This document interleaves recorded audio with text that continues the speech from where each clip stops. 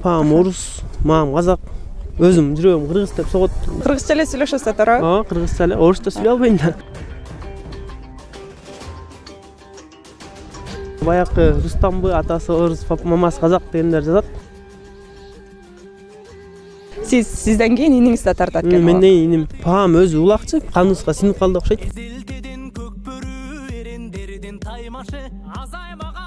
Улакка сиз кантип кызыктыңыз эле? Сизге ким үйрөттү эле? Чоң атам үйрөткөн. Өзүм Жосускамды эле туттум кумир катары Рустам байкен Туналиев. Чоңойсом ушундай улакчы болом деп кичкийимде. Андан кийин азыр Рустам байке менен бир команда тартып атам.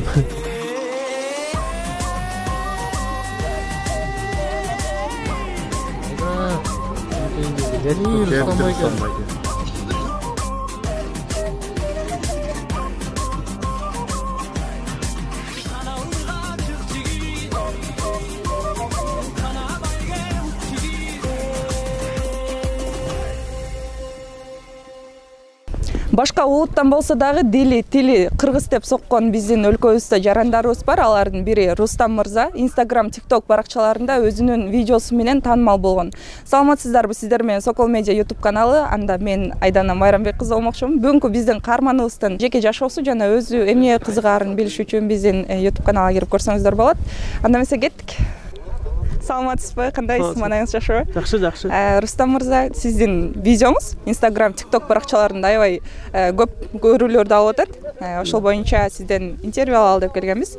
Айта кетсеңиз өзүңүз жөнүндө, ата-энеңиз кайсыл жактан, атаңыз, апаңыздын улуту боюнча? Мамам Казакстандан болот. Биякта жашайт, папама турмушка тийип бияка. Папам бияктык эле, өзү Беловскийлик эле. Спартак айылында чоңойгом өзүм. Сиз баягы досторуңуздун арасында ойноп жүргөндө баягы сизди орус деп кабыл алышат же кыргыз катары эле сүйлөшүп эле кыргызча эле сүйлөшөсүз туура? Кыргызча эле, орусча сүйлөй албайм да. Орусча сүйлөй албайм. Атаңыз кандайча бул жакка келип калган? Атам кичкейинен эле ошол жактан чоңойгон. Бул жакта, ата-энеси да бул жактан чоңойгонда. Азыр ошо улак башталгандыр. Сиздин атка болгон кызыгууңуз кандай болуп жаралып калды эле? Кичкейимен ат чабып эле ушу. Папам да улак тартчу мурун. Улакчынды билесиң турбайсызбы? Ошон кичкейимен ат чабып эле ошо менен улакка кызыгып кеткем. Чоң улактарда ойнойсузбу? Ооба. Кандай командаларда сиз ойноп жүрөсүз? Биринчи Атулга ойнодум, андан кийин Аламединге ойнодум. Андан кийин Сары Өзөнгө ойноп атам, Акшумкарга ойногом. Азырынча Сары Өзөнгө ойнодум өтүп кеткен жыл. Бүгүн да улак болгондо окшойт, бул кандай улак? Бул бuyakta bir борец бала той берип аткан, ошонун улагы болот. Той демекчи, жакында сиз баш кошкон экенсиз, куш болуңуз бек болсун. Жубайыңыз кыргыз кыз эле да. Ооба. Баягы үйлөнөрдүн алдында жубайыңыздын үй бүлөсү каршы болгон жокпу? Жок. Орус баласы экен, апасы казак, атасы оруска тийип атасың деген болгон жокпу? Жок, андай деле болгон жок. Сизди баары эле кыргыз катары кабыл алат. Айылыңызда баары эле сизди кыргыз катары кабыл алат. Ал эми шаарга чыгып калганда сизди орус деп орусча сүйлөшүп кайрылгандар болобу? Жок. Андай болбойбу? Баары эле кыргызча сүйлөйт, ооба. Прямойго кирип калсаң, баякы Рустамбы, атасы орус, мамасы казак дегендер жазат. Ошондойлор көп болот. Ал видеоңуз кайсыл жактан тартылган? Ал Таласта чемпионатта тартылган. Таласта чемпионатка барасызбы? Жаштар чемпионатын барганбыз, ошондо тартылган. Чоң улактарга кантип аралашып калдыңыз? Башында баягы айыл арасында эле улак ойноп жүрүп, анан кийин кирдиңиз да? Башында айыл арасында эле улак тартчумун, анан ушу Абай деген байкебиз чакырган Атул командасына. Ноорузда Атул командасына барып, анан 2019-жылы Москвага барып, Москвадан оюн көрсөткөнбүз, ал жерден биринчи орун алып келгенбиз. Андан кийин Атул чачырагандан кийин Сейитбек байке Аламедин командасына чакырды. Ошол жактан тарттым. Ушул эле айылдын мектебине тапшырдыңыз да? Кайсы айылдын мектебинде окудуңуз? Негизи кыргыз мектепте же орусбу? Стрейтинкада окугам, орус класста эле окугам, бирок кыргыз класста бар болчу. Анан 6-классыма чейин биякта окуп, анан 6-классты бүткөндөн кийин өзүм айылыма тапшырдым. Кайсы айылга? Спартак деген айылга. Спартак. Ошол жактан эле окудум. 10-11-де деле. Спартак айылында сизге окшоп көп улуттун баш кошуусунда жаралган балдар барбы? Кыргызча сүйлөп, кыргызча жүрүп калгандар. Ооба, эми бар, братчикам бар, папамдын братчикасынын балдары. Алар да мамасы бирок орус, алар таза эле орус, кыргызча сүйлөйт да. Алда улак тартат. Кыргыз салттарын колдоносуздарбы? Мисалы, келин алып атканда кандай болду? Ошол жөнүндө кененирээк айтып берсеңиз. Келин алып атканда кадимкидей эле кыргызча болду баары. Кыргызча эле. Алгач келдим, ачуу азарын алышты үйдөгүлөр. Улак бердим той берип айылга. Үйдөгүлөр баары эле кыргызча эле жашайбыз. Ат адамдын сезимдерин түшүнөт дейт го. Ооба, ат адамдын канаты дейт. Атты сыйлап минсең жөө калбайсың дейт. Үйүңүздө ат багасыздар? Бир эле атыңыз барбы же дагы башка? 4 атым бар. 4 атыңызга тең жетишесизби? Ооба. Брачкам бар, брачкам өзүнүн атын карайт. Паам өзүнүн атын карайт. Брачкам деп калдыңыз. Үй бүлөңүз жөнүндө кененирээк айтып берсеңиз. Үйдө канча бир туугансыз? 2 бир тууганмын, мен эң улуусумун. Менен брачкам бар. Улакка болгон баягы кызыгууңуз кантип жаралып калды эле? Улак чапканда ушундай бир өзүнчө дем аласың дейт го, күч кубат берет деген сыяктуу. Улакка кызыгуум аябай эле кичкийимден эле кызыгып баштадым окшойт эми. Кичкийимде ойлой берчүмүн, ошо чоң командаларга тартсам кандай болот экен деп. Ошо койгон ой максатыма жеттим окшойт. Сары Өзөн командасына тартам өзүм азыр. Ал жактан тартып атканда кантип кирип калдыңыз? Алар өздөрү чакырыштыбы сизди? Ооба, өздөрү чакырган. Чыңгыз деген байке бар, Белоцкилик. Ошол жетекчи болуп ошолор чакырган, Самат байкелер. Баягы көкбөрүгө кызыгып баштаганда сиз кыргыз улакчыларынан кимди көрүп, ошону кумир тутуп, улак чабууга болгон? Өзүм Чоскамды эле туттум кумир катары, Рустам байкени Тумалиев. Чоңойсом ушундай улакчы болом деп кичкийимде. Анын тарткан баягы улактарына барып жүрчүңүз беле? Ооба, барып жүрчүм, көрүп жүрчүм. Андан азыр Рустам байке менен бир команда тарта алсам. Көкбөрү боюнча биздин көрүүчүлөргө кененирээк түшүндүрүп берсеңиз.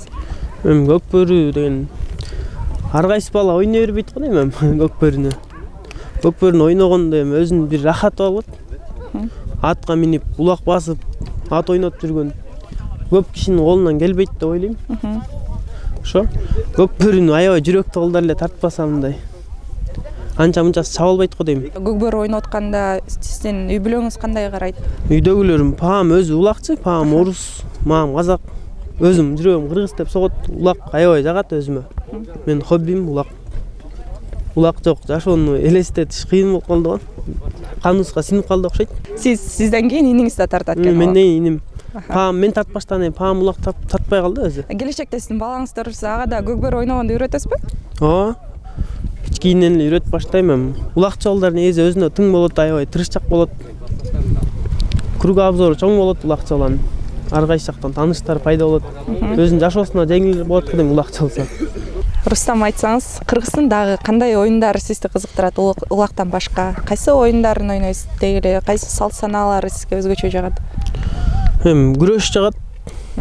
Өзүм дагы мурун күрөшкө барчумун кичкийимде. Күрөштү чыдап улакчы болуп кеттик. Күрөшкө кантип барып калдыңыз? Спорт залга барчусузбу же кандай? Айылда спорт зал бар болчу. Ошо 9-класска чейин күрөшкө бардым. Андан кийин же высший лигага оюнга киргенден кийин ошо күрөш калып кетти да. Улактагы эмоциялар күрөшкө караганда бир аз күчтүүрөөк болсо керек, Андай жок го дейм, улактыкы бир өзгөчө да. Аны мындай түшүндүрүп айта албайм да.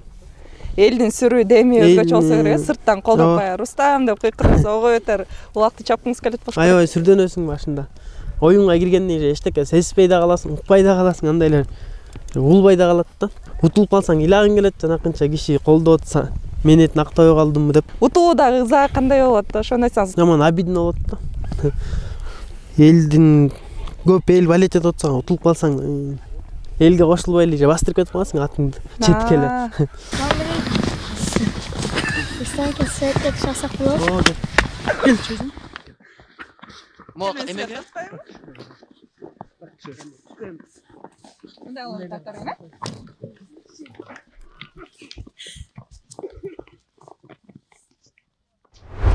Кандайсыңар балдар? Жакшыбыз. Жакшы. Сенин атың ким? Асан. Асан, сен? Ислам. Ариет. Асан, Ислам, Ариет. Бүгүн көкбөрү ойногон келдиңерби? Байкелердин аттары чачакканда бастырган келген элек. Байкеңерге жардам бересиңерби? Кайсы байкеңерге жардам берген атасыңар? Мен көбүнчө Рустам байкеге жардам берем белем. Рустам байке жагабы? Ооба. Аны улак ойногон жагабызбы? Ооба. Улак ойногондо дайыма келип колдоп турасыңбы? Ооба. Кайсы Рустам айтып атасың? Жаач. Малашенко? Ооба. Жашоодогу ар бир адамдын эң биринчи күйөрманы ата-эне болот эмеспи? Ансыгарындай бүгүнкү көкбөрүгө Русландын атасы Николай, иниси Рамис колдоо үчүн келишти. Оюнду көрөйүн деп келдим. Жана балаңыз айтып калды, мага улак тартканды атам үйрөткөн депчи.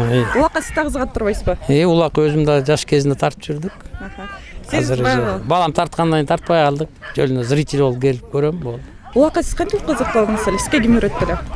Чоң атам үйрөткөн. Сиздер бул жакта чоңойгон орус улутундагы адамдар экенсиздер, Сиз де баягы орус улутундагы адам деп орусча кыйрылгандар болобу айылыңызда? Болот. Бир туугандарым да бирөө тартчы улак. Менден күчүү инем тартат. Азыр деле эми быйыл тартпай калды, атак мурун тартчы болду эле. Мен тартчы, мана Рустам менен жүрүп үйрөндү. Кички кезинен баштап атка ушкаштырып эле улак алып барчымын. Мындай улак чапкан балдардын баардыгы намысыл келет дейт да. Рустам да ошондой болсо керек, а? Ушундай эле. Характер бар. Өзүнүн оюну эметсе, ошону до конца кылат да. Кылам дегенде жумуштун өзү кички кезинен айтты, папа мен улакчы болом, высший лигага ойнойм деп жүрдү, ошого жетти. Азыр чоң оюндарда ойноп жүрөт го, баягы улактан көргөндө мындай колдоо берип турасызбы? Азамат деп. Эметем, переживать этебиз баары семья менен. Эмете телевизордон да көрөбүз, мындай да барабыз. Чыгып аткан аксакал кишилер бар да жерде. Айылдын аксакалдары бар. Менден улуулар, ошолордон келип бата берип, анан жиберебиз. Кыргыз балдар менен жүрүп эле чоңоюп, Красный Пахыр деген айылдын чоңойгоз. Бир туугандарым Россияда жашайт. Олорго барып, кайра келебиз. Рустам да барып келди. Улактын оюну менен барып келген. Кичинекей балаңызда улакка кызыгат экен, алда чоң. Мына